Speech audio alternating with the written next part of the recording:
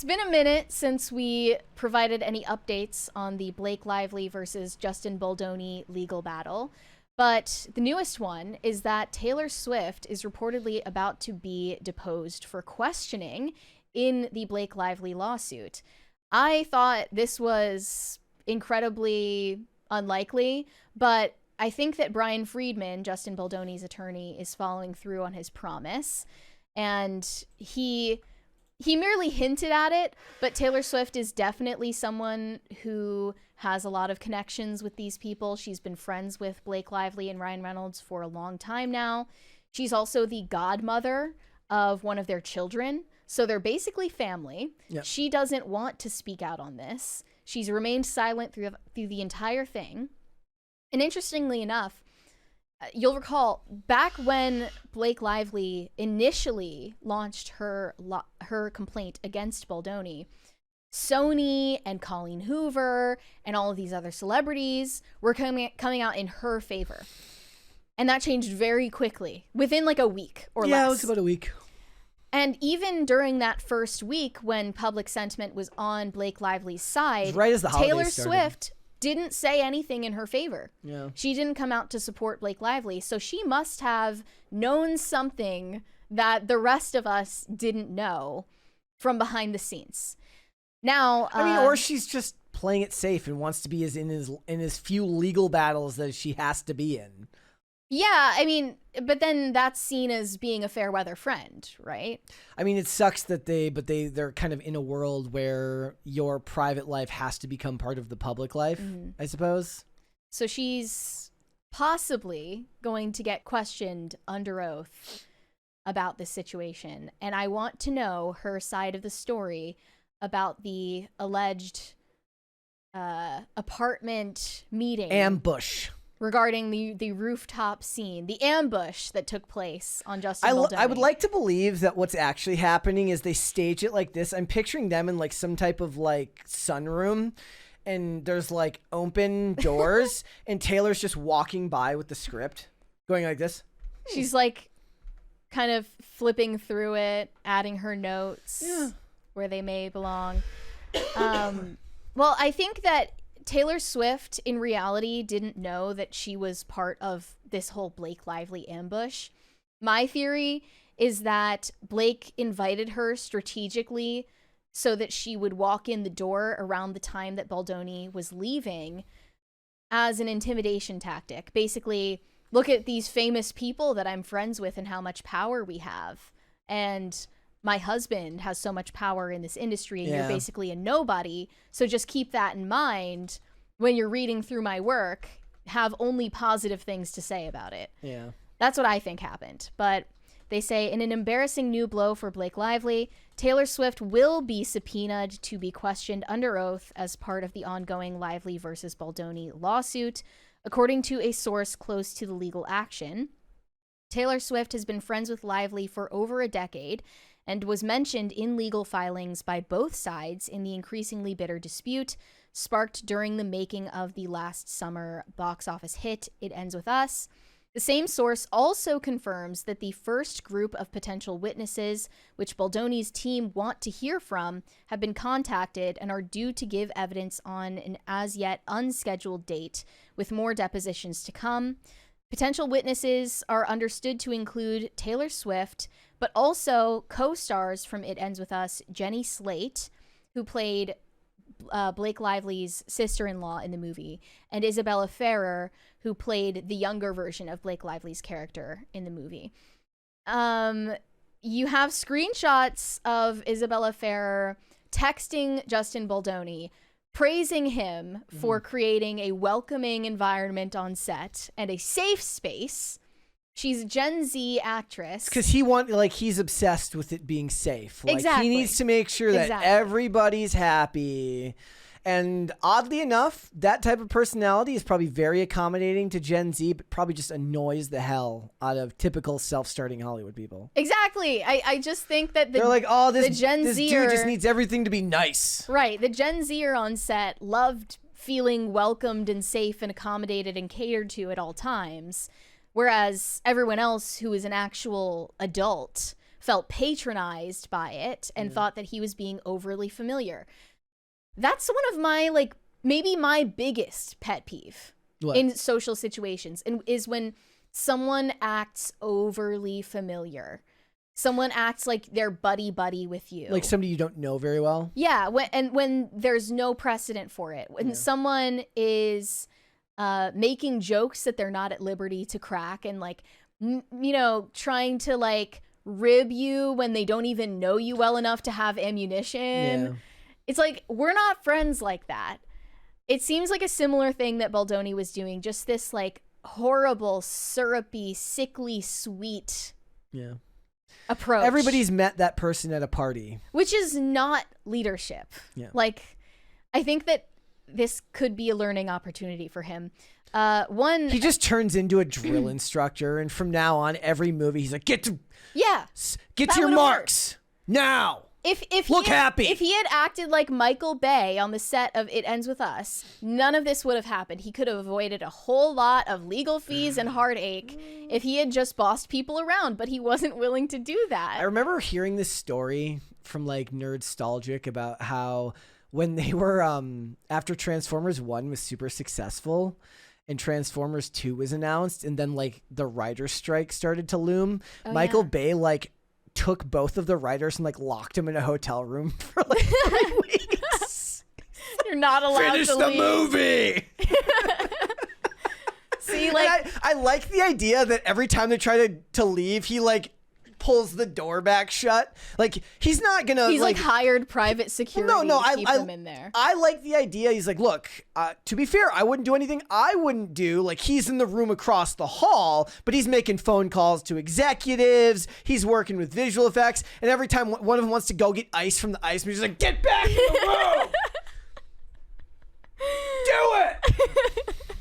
You know, I think that Justin Baldoni needed to channel some of that energy. Megan Fox isn't getting any younger. No. No. I mean, literally, Megan Fox compared him to Hitler. Like, if we could just have a happy medium between Justin Baldoni and Hitler, everyone would be happy. That would be right. Amazing. Unfortunately, that's just not how things transpired. And you also drew my attention to this. Former employee on the set of It Ends With Us who worked with Justin Baldoni spoke out, claiming that some of Justin Baldoni's actions in and out of the office felt performative. Quote, "It was constant positivity all the time. I would say toxic positivity. I'm always a little dubious of people who advertise themselves as disruptors of the status quo. Toxic positivity is quote unquote good people. It felt phony." Toxic positivity is one of the most. There's a couple of people that I have a couple of friends that are genuinely like that. But I say that because they're like that in the real world, and their online footprint doesn't indicate anything of that nature. It's just how they are. Mm-hmm. But the ones where it comes through the most is you see it online. Justin Baldoni is an empath. Oh, people who call themselves empaths. Like, he's one of those people. That's why I can't be on his side. They also gave an official statement from Wayfarer Studios in response to a lot of the anonymous complaints about how annoying they are. They said there have never been any reported complaints regarding our workplace culture or any communicated issues regarding the platforms of its founders, specifically their weirdo Baha'i religion.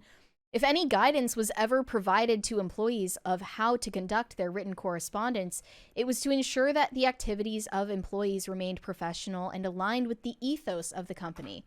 Wayfarer believes that joy and positivity are the essence of good work, and they stand by this statement. See, the worst is, like, now that that type of messaging has inflicted politics. Like when Kamala Harris talks about joy. What does that even mean in the context of public policy? Like, it doesn't mean anything. Yeah, it's performative. It's exactly the toxic positivity mindset that people are sick of. And I think that Justin Baldoni has an opportunity to rethink the way that he approaches his work and his professional relationships. And instead of being a fuzzy, wuzzy teddy bear, he can actually be a leader Yeah. He's gonna have to worry about that He's CIA agent that Blake Lively just hired, though. He's like allergic to being a man. Like, that's what's most frustrating about this. I mean, there are all of these okay. there are all of these people who are largely aligned with the right, who are skeptical of Me Too, and they're taking Baldoni's side, not realizing that he brought this upon himself in a huge way. I would say that given the fact that he seems to, again, this is from the perspective of somebody that has no idea what it's like behind the scenes, but seems to have a wife that loves him and kids that love him and takes care of his family and spends time with his kids. Like, he does that side of it. Like, but that's, again, Hollywood doesn't celebrate that side of manhood. Right. So oddly enough, he's actually doing that side well. The problem is all the other stuff is like very, very kind of fake looking and fake seeming. It is. I mean, I have a hard time believing anyone is genuinely like spreading rainbows and positivity and joy all the time. Like, everyone has bad days, and this is phony. Now, while Baldoni seems to be winning in his fight with Blake Lively at the moment, he might lose to the New York Times, which is not as much of a surprise. They never lose lawsuits. In how many years? It was like many decades. Yeah. They have not been found liable for libel in many decades, and they are armed to the teeth with lawyers. So they just had a request for a delay of discovery granted by Judge Lyman, and they say in this statement, to the extent that Wayfarer are concerned about a delay, they have within their power to accelerate the amended complaint or their opposition to the motion to dismiss. Wayfarer parties themselves suggest that discovery from the New York Times is unlikely to be voluminous. I disagree. I think that they were very clearly in collusion with Blake Lively beforehand, and even people who found out more information on TikTok can see that. I mean, how much of it, though, is like, depending on who you're suing higher up, there's like plausible deniability. Like with I guess the reporter isn't the one who's held liable, it's the paper itself. Right. That's held liable. So, like, would the next move to be suing the journalist individually? Because she very clearly knew what she was doing. The timing of it all is just way too conspicuous. And I don't hope to see Baldoni lose, but it wouldn't make me lose any sleep. Yeah. Exactly. I think this is just desserts. I mean, I don't know. I'm a true hater. You are. I would like to see him win here. I would. Yeah? I do. Just because, newspapers colluding. Everything's fake.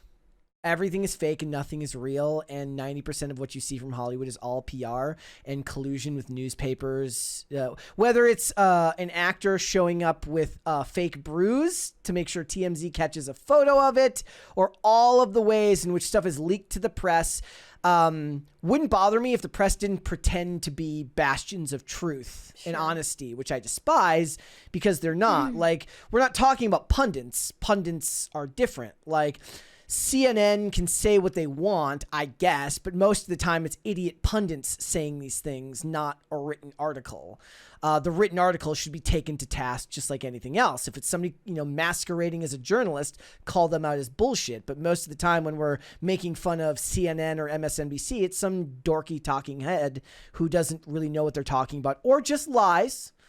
As it does a lot of the time, and the news has been fake and propaganda for a very, very long time, and I would like to see them and the celebrities that want to use it against people taken to task, even if the person who's doing the suing is less than the most sympathetic character.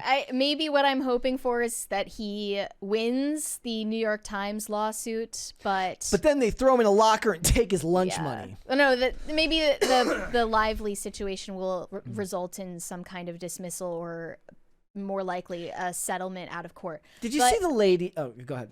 Well, I wanted to note that Blake Lively and Ryan Reynolds were not at the Oscars. Yeah. I think that's interesting that they stayed home. Were they not invited?